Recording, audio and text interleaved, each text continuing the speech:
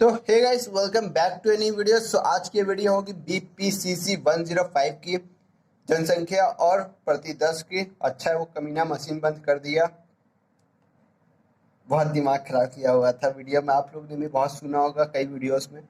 वो बोरिंग होती है ना वो कि वाटर के लिए, उसकी हो रही थी। हाँ, कई बेवकूफ़ों को पता ही नहीं होता है कि पानी के लिए बोरिंग होती है। वो कहानी किसी दिन बाद में सुनाएंगे।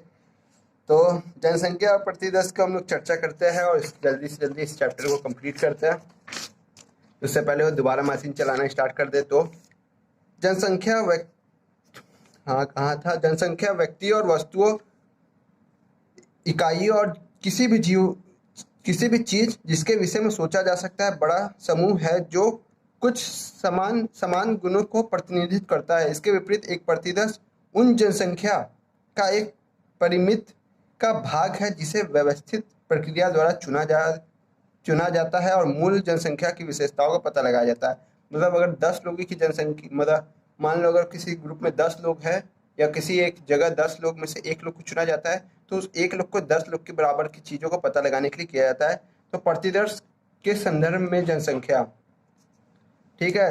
सीधे शब्दों में कहें तो किसी भी अध्ययन के तहत जनसंख्या का एक या अधिक समान विशेषता वाले सभी तत्वों को एकीकृत को संदर्भित करती है। उदाहरण के लिए भारत में रहने वाले सभी मानव इनकी जनसंख्या बताते हैं। जनसंख्या सिर्फ लोगों तक सीमित नहीं बल्कि जानवर, भवन, वस्तुएं, घटनाएं आदि शामिल हो सकते हैं। इसके अलावा कोई भी सीमा नहीं है और जनसंख्या के कुल सदस्यों के तत्वों को जनसंख्या का आकार के रूप में जाना जाता है। यदि हम विचार करें कि भारत में 125 मिलियन, जो कि बढ़ के 140 हो चुका है, लोग, तब जनसंख्या n का आकार 125 मिलियन हो जाएगा। अनुसंधान के लिए विचार किए जाने वाले जनसंख्या को आमतौर पर लोग, वस्तुओं या व्यक्ति का एक बड़ा समूह होता है। एक वैज्ञानिक परीक्षण का प्राथमिक स्रोत होता है, ठीक है, होता है। इस समूह को लाभान्वित करने के लिए शोध किया जाता है। हालांकि इसमें बड़े आकार के कारण शोधकर्ता को जनसंख्या में प्रत्येक व्यक्ति की परीक्षण करना मुश्किल है। हर व्यक्ति को परीक्षण तो किया नहीं जा सकता क्योंकि इसमें बहुत मेहनत और समय और पैसा लगता है। इसलिए इस कारण शोधकर्ता ने प्रतिदर्श लेने का तकनीक किया। मतलब उन सब के बराबर में एक ऐसा व्यक्ति जो उन सब में से थोड़ी थोड़ी थोड़ी थोड़ी चीज़ें बता पाए कि एक घर में सामान्य चीज़ को में कितना लोग, 5 किलो में कितना आटा होता है, और ये चीज़ नापने में 5 परिवार को ऐसे ही देखा जाएगा, 10 परिवार को, जिसमें परिवार वाले में जिसके परिवार में सबके पास 5 सदस्य हो, उन सबको पता लगाने के लिए एक लोग का टेस्ट किया जाएगा कि एक मिडिल क्लास फैमिली में एक घर में कितना आटा होता है जो रखा। तो इसको पता नहीं, किसी भी एक फैमिली को देख लिया जाएगा। हर फैमिली का दरवाजा खटखटा के ना पूछेंगे कि तुम्हारे घर में 5 लोग की फैमिली है, फिर चलो अब बताओ कितना आटा है। ये नहीं, ऐसे नहीं होता कि 1000 लोग में पता करना है तो 2-4 का पता करता है, जिससे कि पता 2-4 का नहीं 10-12 का पता करेंगे, जिससे पता चल जाएगा कि एक मिडिल क्लास फैमिली में घर में इतना आटा होता है, ठीक है। विभिन्न जनसंख्या के प्रकार निम्नलिखित है। परिमित जनसंख्या, हम जनसंख्या को परिमित तब कह सकते हैं जब जनसंख्या के तत्वों की संख्या निश्चित हो और इस प्रकार उन्हें समग्रता से गिनना संभव हो। अनंत जनसंख्या, यदि हमें किसी भी दिए गए जनसंख्या के तत्वों की संख्या का गणना नहीं कर सकते हैं, इस प्रकार ब्रह्मांड के सभी वस्तुओं को निरीक्षण करना असंभव हो तो किसे अनंत जनसंख्या कहते हैं। मतलब कोई चीज़ कितनी बना देता है, कोई फैक्ट्री, उसको भी नहीं पता कितनी बनी है और कहाँ कितने, इसको नाप सकते हैं, तो इसे अनंत जनसंख्या के रूप में कहा जाता है। एक ऐसी फैक्ट्री जिसमें नियत चीज़, मतलब एक रोज उसको पता है कि हम रोज 10,000 चीज़ बनाते हैं। कोई भी चीज़, मान लो एक बिस्कुट 10,000 बनाते हैं, तो एक साल से बना रहे तो कितनी बिस्कुट पता है बनाना है, बनी होगी तो उसको पता रहेगा। वास्तविक जनसंख्या ऐसे जनसंख्या जिसे ऐसे तत्व होते हैं जो वास्तविक में मौजूद होता है। ऐसे नहीं कि कुछ लोग मर चुके हो, कुछ लोग आने वाले हो, उन सबकी भी गणना चालू हो, ऐसी चीज़ें नहीं। काल्पनिक जनसंख्या, यह जनसंख्या जिसे काल्पनिक तत्वों की संकलन मापा जाता है या काल्पनिक रूप में मौजूद होती है। तो जनसंख्या का उदाहरण, एक ऑटोमोबाइल फैक्ट्री के सभी कर्मचारी, वाहन निर्माता, बनाई गई सभी कारें। एक शहर में मधुमक्खियों की गिनती उसकी जनसंख्या होगी। एक शहर में मधुमक्खी की गिनती उसकी जनसंख्या होगी। देश में आयकर दाता, ये सब एक जनसंख्या का रूप है। शोध में प्रतिदर्श और जनसंख्या के बीच संबंध, तो जनसंख्या से एक प्रतिदर्श लिया जाता है। प्रतिदर्श जनसंख्या में से निकला एक व्यक्ति होता है जिसे शोध में लिया जाता है। तुम ऐसे समझ सकते हो। प्रतिदर्श, एक प्रतिदर्श जनसंख्या का एक भाग दर्शाता है, एक भाग को दर्शाता है। अध्ययन में, जिसे अध्ययन में भाग लेने के लिए यादृच्छिक रूप से चुना जाता है। चुने गए प्रतिदर्श को पूर्वाग्रह से मुक्त रहते हुए जनसंख्या के सभी विशेषताओं को प्रतिनिधित्व करना चाहिए, जिससे एक लघु क्रॉस सेक्शन को बनाया जा सके, क्योंकि जनसंख्या के लिए परिणामों का सामान्यीकरण प्रतिदर्श से प्राप्त किए गए परिणामों से ही किया जाता है। सामान्यीकरण मतलब कि उसको हर चीज़ पे ऐसे करके लागू करना। सामान्यीकरण हो गया जैसे कि काली मतलब एक गाय दूध देती है, तो काली गाय भी दूध देती है, भूरी गाय भी दूध देती है, मतलब कोई भी चीज़ हो दूध सफ़ेद ही रहेगा, यही इसका सामान्यीकरण है। कि मैं ऐसी बात नहीं है कि उसने एक बता दिया काली गाय दूध देती है, तो अब ये हो गया काली गाय ही सफ़ेद दूध देती है, फिर भूरी गाय देती है कि नहीं, अब हर गाय लेकिन किसी भी गाय को देखो दूध सफ़ेद ही दे रही है, मतलब कि ये सामान्यीकरण है, मतलब हर चीज़ पे सामान्यतः लागू हो रहा है, भले ही गाय किसी भी कलर की हो। समझ गए, मतलब फैमिली मिडिल क्लास 5 लोग की है, भले ही उसका घर का आकार थोड़ा छोटा है, लेकिन आटा उसके घर में उतना ही अवेलेबल है जितना सबके पास होता है। इसे सामान्यीकरण कह सकते हो। ठीक है, सामान्यीकरण प्रतिदर्श के प्राप्त किए गए परिणामों से किया जाता है। सरल शब्दों में जनसंख्या से ही चुने गए व्यक्ति एक प्रतिदर्श बनाते हैं और इस व्यक्तियों को चयन करने वाली प्रक्रिया को प्रतिदर्श चयन कहा जाता है। प्रत्येक प्रत्येक व्यक्ति या तत्व या प्रतिदर्श व्यक्ति या घुसा दिए उसी में या को उसी में तत्व या प्रतिदर्श इकाई नाम से जाना जाता है। या प्रतिदर्श के कुल व्यक्तियों या तत्वों की संख्या को प्रतिदर्श आकार बनाती है। चलो ठीक है, कहानी है, तुम लोग कहानी पढ़ लेना। प्रतिदर्श का उद्देश्य क्या होता है मनोवैज्ञानिक, तो ये क्वेश्चन पूछा गया दिसंबर 2021 में। प्रतिदर्श अनुसंधान का उद्देश्य लोगों के बड़े समूह के बारे में जानना है जिसमें के पास कुछ समान गुण होते हैं, जैसे आटा हो गया, दाल हो गया, चीनी होगी, कोई व्यवहार हो गया, कोई ऐसा विशेष दृष्टिकोण हो गया। यह हमारी लक्षित जनसंख्या कुछ शोधों के अनुसार यह कभी कभी लक्षित जनसंख्या सभी मनुष्यों की संकल्पना जितनी बड़ी हो सकती है, लेकिन दूरी परिस्थिति के लिए बस एक छोटा सा समूह हो सकता है, जैसे कि किशोर बालकों का समूह, अवयस्क या छोटे बच्चों के मदिरा पान करने वाले लोगों का समूह आदि। लक्षित जनसंख्या में प्रत्येक व्यक्ति का अध्ययन करना अत्यधिक दुरूह और लगभग असंभव है, इसलिए मनोवैज्ञानिक लक्षित जनसंख्या के प्रतिनिधित्व उपमुच्य या उप समूह चुनते हैं। प्रतिदर्श के प्रकार, जिसको हम लोगों ने एक बार शायद पहले भी थोड़ा बहुत देखा है, तो दिसंबर 2021 में ये भी एक क्वेश्चन आ चुका है कि प्रतिदर्श का उद्देश्य और प्रतिदर्श के प्रकार ऐसी बना करके आते हैं अक्सर। तो गैर संभाविता प्रतिदर्श वह प्रतिदर्श लेने की तकनीक जहां जनसंख्या के प्रत्येक सदस्य को चयनित होने का सामान्य मौका मिलता है।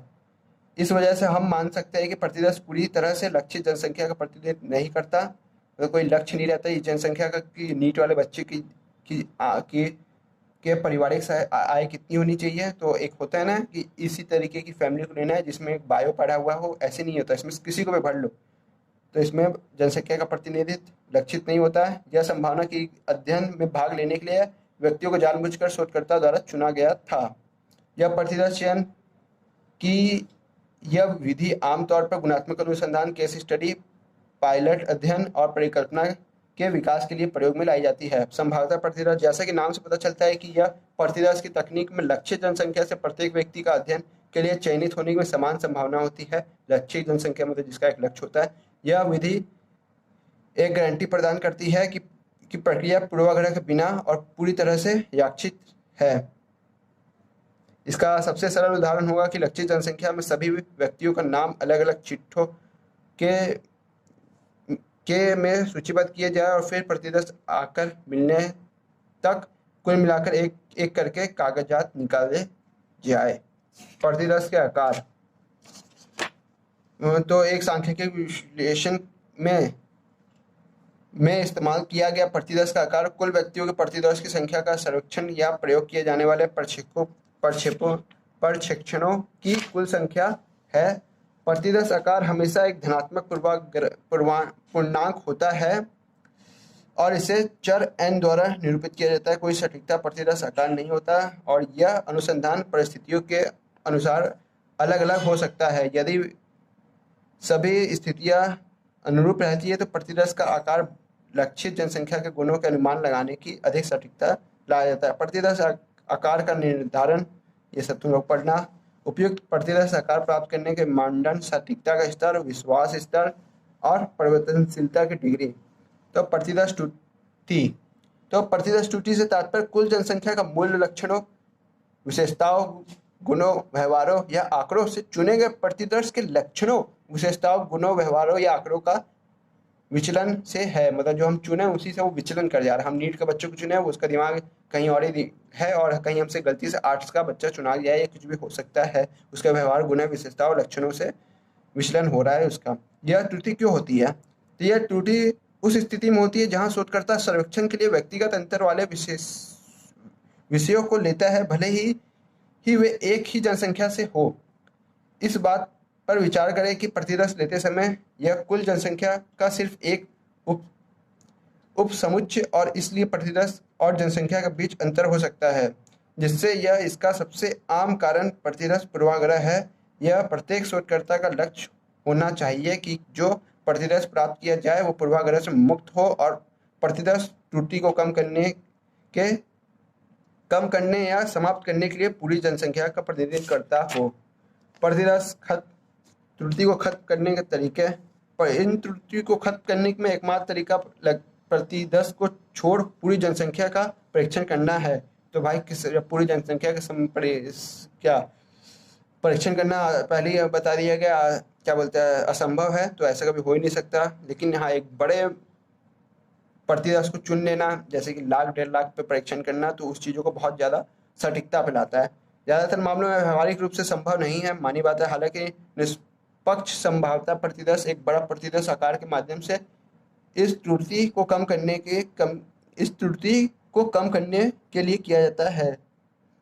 तो बताया जैसे कि बड़ा प्रतिदर्श ले लो, जैसे कि क्या बोला जाता है, जैसे अभी 2024 में चुनाव होने वाले हैं, तो क्या होता है कि न्यूज़ वाले, मीडिया वाले एक साल और 6 महीना, एक साल से भी पहले से पूछना स्टार्ट करते हैं कौन जीतने वाला है, कौन जीतने वाला है, कौन जीतने वाला है, कौन जीतने वाला है, कौन जीतने वाला है, कौन जीतने वाला है। तो उसके पास एक बहुत बड़ा डेटा होता है जिससे वो एकदम करेक्टली बता पाते हैं कि ये सरकार आने वाली है, मोदी भैया दोबारा आएंगे, सॉरी तिबारा आएंगे वैसे तो आने वाले यार, आने वाले, चिंता मत करना, आने वाले, बताना सब लोग, बोलना आने वाले। कोई नहीं हरा सकता, कोई ताकत नहीं है पैदा हुई है अभी तक जो हरा दे, कोई चेहरा ही नहीं है तो क्या हराएगा।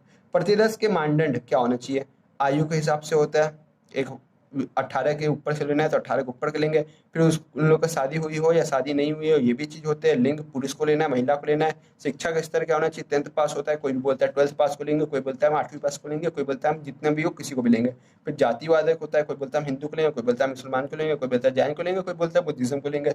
फिर क्या किसी बीमारी से पीड़ित होता है, कोई बोलता है हमें कैंसर का चाहिए, कोई बोलता है टीबी का चाहिए, कोई बोलता है किसी का चाहिए, कोई बोलता है किसी का चाहिए। उपचार का प्रकार, भाषा की जानकारी, कोई बोलता है किसी भाषा क्षेत्र का, उपचार का प्रकार अलग अलग होता है सबका। तो प्रतिदर्श चयन पूर्वाग्रह, प्रतिदर्श पूर्वाग्रह तब होता है जब किसी यादृच्छिक चरण के विवरण को उसके विवरण के अनुमान लगाने के लिए गलत तरीके से आत्मसात किया जाता है और गैर यादृच्छिक कारणों के कारण सही विवरण का प्रतिबिंब नहीं होता है। आइए इसे एक उदाहरण के माध्यम से समझिए। यदि हम एक जनमत सर्वेक्षण के माध्यम से चुनाव के परिणामों की भविष्यवाणी करना चाहते हैं तो 1,000 मतदाताओं से उनकी पसंद के बारे में पूछ सकते हैं और उसमें से पूछे गए परिणाम में एक स्पष्ट तस्वीर दे सकता है। लेकिन केवल अगर इन 1,000 मतदाताओं का चयन निष्पक्ष तरीके से किया जाता है तब, और यह प्रतिदर्श जनसंख्या का प्रतिनिधित्व करता हो। यदि सर्वेक्षण में किसी विशेष अल्पसंख्यक या आय वर्ग या श्रमिक वर्ग का सर्वेक्षण किया गया है तो भविष्यवाणी गलत हो सकती है। होता है कई लोग एक ही समुदाय से जुड़े होते हैं, दलित समुदाय किसी और से जुड़ा होता है, बहुसंख्यक समुदाय किसी और से जुड़ा होता है, अति पिछड़ा वर्ग किसी और से जुड़ा होता है, तो पूरा डाटा ही गड़बड़ा सकता है। तो हमें सही तरीके से चुनना है और बिना किसी निष्पक्ष तरीके से चुनना है। किसी विशेष इलाके में आकर के ऐसे नहीं पूछ लेना है जहाँ पे सब मोदी के पक्ष में हो, या कोई विशेष इलाके में ऐसे जाकर नहीं पूछना है जहाँ सब मोदी के विरोध में हो, तो सही डाटा मिलेगा ही नहीं कभी। प्रतिदर्श पूर्वाग्रह के कारण कभी किसी से कोई, तो प्रतिदर्श पूर्वाग्रह में सबसे सामान्य कारण या तो आंकड़ा का संग्रह की प्रक्रिया है, या तो जिस तरह से अध्ययन को डिजाइन किया गया है और उसमें से कोई भी विशेष परिस्थितियों में किसी विशेष व्यक्ति या कक्षा के आंकड़े का संग्रह का समर्थन या अस्वीकार कर सकता है। यह तब भी सामने आता है जब शोधकर्ता ऐसी प्रतिदर्श चयन रणनीति चुनता है जो विशुद्ध रूप से सुविधा और पूर्ण निर्णय में आधारित होती है, जिसमें प्रतिदर्शों का चयन के लिए उपयोग की जाने वाली कसौटी संबंधित चर के साथ जुड़ी होती है। यह समझाने के लिए हम एक मत सर्वेक्षण वाले उदाहरण में वापस चले चलेंगे। आंकड़ों में एकत्र करने वाले शोधकर्ता सुविधा अनुसार आंकड़ा एकत्र करने के लिए पास छात्रावास में रहने वाले छात्रों को चुन सकते हैं। समझ गए? हमें कुछ खास नहीं समझ में आया वैसे तो। आंकड़ों का एकत्र करने वाले शोधकर्ता सुविधा अनुसार मतलब अपने सुविधा अनुसार आंकड़ा एकत्र करने के लिए पास के छात्रावास में रहने वाली चीज़ों, अच्छा ठीक है, मतलब ज़्यादा घूमे फिरे ना और बगल के ही किसी चीज़ से मिलते जुलते चीज़ से काम चला लें। जो कि छात्रावास हो, छात्रावास में अलग अलग एरिया के लोग रहते हैं, उन लोग के अपने अपने मत हो सकते हैं, तो वो प्रतिरस को खराब कर मतलब क्या बोलते हैं यार, टेस्ट को खराब कर देंगे, जिससे कि ये पता ही नहीं चलेगा कौन जीतने वाला है। जैसे कि बीएचयू में अगर कहीं चल रहा हो तो कोई पास में कोई हॉस्टल हो वहाँ पूछ ले, और वहाँ अलग अलग जगह से बहुत दूर दूर से लोग आए, जो लोग वोट भी ना दिए हो और अलग अलग चीज़ों को समर्थन कर दे, तो आपका पूरा का पूरा डेटा गड़बड़ा सकता है। प्रतिदर्श के पूर्वाग्रह को ठीक करना और कम करना, तो ज़्यादा से ज़्यादा प्रतिदर्श चुनना सबसे इम्पोर्टेंट तो यही है। और सुविधाजनक प्रतिदर्श स्वयं को निर्णय के अनुसार प्रतिदर्श लेने से बचना चाहिए, अपना ज्ञान उसमें नहीं लगा देना चाहिए। यह सुनिश्चित करना कि लक्षित जनसंख्या में उचित रूप से परिभाषित किया गया है प्रतिदर्श फ्रेम सबसे अच्छा संभव मैच है। तो प्रतिदर्श पूर्वाग्रह सीमित, प्रतिदर्श पूर्वाग्रह संभावना कार्यात्मक और पूर्वाग्रह और प्रतिदर्श त्रुटि कोई काम का नहीं है, घटाओ। प्रयोग और नियंत्रण समूह, ठीक है, इसको देखते हैं। तो सांख्यिकी अध्ययनों में विभिन्न प्रकार के प्रयोग शामिल होते हैं, अर्थात एकल अंतःपरीक्षण और दोहरा अंतःपरीक्षण, नियंत्रण समूह, उपचार समूह और प्लेसिबो। एक अध्ययन जो एक उपचार या नियंत्रित वातावरण परिस्थिति में उदाहरण के लिए एक निश्चित दवा देने या जागते रहने के बाद अपने प्रयोज्य प्रतिभागियों के प्रतिक्रिया को लेना एक प्रयोग के रूप में कहा जाता है। प्रयोग करने का मुख्य कारण दो घटनाओं या कारकों जैसे वसा युक्त भोजन और हृदय रोग या धूम्रपान और हृदय समारोह के बीच संबंध का पता लगाना होता है। नियंत्रण समूह और प्लेबिसो हटाओ, मैंने कुछ काम लग रहा है। नियंत्रण समूह पूछा गया। नियंत्रण समूह रखने का सबसे आसान तरीका यह है इसे सामान्य परिस्थितियों में बदलते चर से दूर रखा जाए। इसका वर्णन करने के लिए आइए हम यह निर्धारित करने के लिए एक प्रयोग पर विचार करें कि नमक का प्रभाव पौधे के विकास को कैसे निर्धारित करता है। इसलिए हम पौधे को प्रायोगिक समूह, नमक के संपर्क में आने वाला समूह और एक नियंत्रण समूह, वह समूह जिसमें नमक नहीं मिलेगा, में विभाजित करते हैं। मानव विषयों में भागीदार के साथ प्रयोग की जटिलता बढ़ जाती है। इस दवा का प्रभावकारिता का परीक्षण करने के लिए नियंत्रण समूह के विषयों का उम्मीद हो सकती है कि वे प्रभावित नहीं होंगे, क्योंकि वे उजागर नहीं होते हैं। यह परिणाम को तोड़ मरोड़ सकता है। इसे रोकने के लिए हम एक प्लेबिसो देते हैं। यह दवा के समान दिखता है, लेकिन इसमें दवा का रसायन नहीं होता। उदाहरण के लिए एक सादा नमक हो सकता है। इसलिए सुनिश्चित होगा कि नियंत्रण में प्रतिभागियों की बात को अनभिज्ञ है और उन्हें दवा दी जा रही है, और ऐसी ही दवा दी जा रही है या नहीं, और इसलिए उन्हें प्रयोगात्मक समूह का समान ही उम्मीदें है। मतलब दो समूहों समान रूप से चुनना, उसमें से एक समूह को बताना कि हम आपको दवा देंगे, उसके बाद हम आपके अंतर की जांच करेंगे कि उस समूह से उस समूह के बीच कैसा अंतर है, और उसे जिससे हम दवा दी है वो दवा किसी भी तरीके का कोई दवा होगी नहीं, कोई रिएक्ट ही नहीं करेंगे। तब भी हम देखेंगे कि दूसरा वाला समूह पहले वाले समूह को कैसे रिएक्ट करता है, कि उसे दवा दी गई है उसका अच्छा हो सकता है टेस्ट आए, इस चीज़ों से वो किस तरीके से प्रभावित होता है, और दोनों के बीच कैसे कैसे व्यवहार परिवर्तन होता है समान परीक्षण के दौरान। इसे आप ऐसे समझ सकते हो, सकारात्मक नियंत्रण समूह और नकारात्मक नियंत्रण समूह। जिसमें सकारात्मक परिणाम उभर के आता है वो सकारात्मक होता है, और नकारात्मक नियंत्रण समूह वो समूह जिसमें परिभाषित किया गया है जिसमें नकारात्मक परिणाम उत्पन्न कराती है। सीधी बात है। सारांश आ चुका है, मतलब की कहानी खत्म हो चुकी है, और अब हम लोग को यूनिट 7 कवर अप करना है अपनी नेक्स्ट वीडियो में। तो आपको ये बताना है कि ये वीडियो आपको कैसी लगी। तो कैसी भी लगी हो लाइक जरूर करना है, जिससे मुझे मोटिवेशन मिलता रहे और मैं अच्छी वीडियोस और लाता रहूँ और टॉपिक्स लाता रहूँ। और चैनल को सब्सक्राइब भी कर देना है, जिससे आप लोग को ऐसी वीडियोस और मिलती रहे। BA PCH के सारे बुक्स है और सारी प्लेलिस्ट आपको मिल जाएगी। सो गाइस, होपफुली कोई प्रॉब्लम या डाउट हो तो आप कमेंट बॉक्स में कमेंट करना। वीडियो कैसी लगी आप इससे भी रिलेटेड भी कमेंट बॉक्स में कमेंट जरूर करना। और किसी को कोई पर्सनल प्रॉब्लम या डाउट हो तो आप डिस्क्रिप्शन बॉक्स में दिए हुए किसी भी लिंक पे मुझे मैसेज करके पूछ सकते हैं, तो मैं वहाँ पे भी आपका रिप्लाई कर दूंगा। और हमेशा मेहनत करते रहो, मेहनत से सब कुछ संभव है, जो नहीं संभव होगा उसे छीन के प्राप्त कर लिया जाता है। तो शुक्रिया, धन्यवाद वीडियो देखने के लिए। मिलते हैं नेक्स्ट लेवल के नेक्स्ट वीडियो में। सो टाटा बाय बाय।